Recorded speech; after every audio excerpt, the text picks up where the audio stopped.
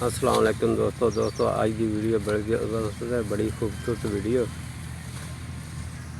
तो अगर तुहानू मेरी वीडियो पसंद आए तो मेरे चैनल लाइक करो, वॉच करो, सबसक्राइब करो। इस तरह दी बिल्कुल देसी माहौल दी तुहानू वीडियो मैं बना के इंशाल्लाह दिखाया करांगा।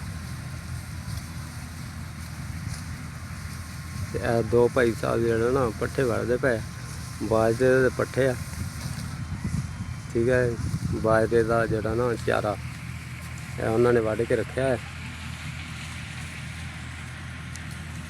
इतों ही शुरू किया इन्होंने, उस तो अगे चारा नहीं है।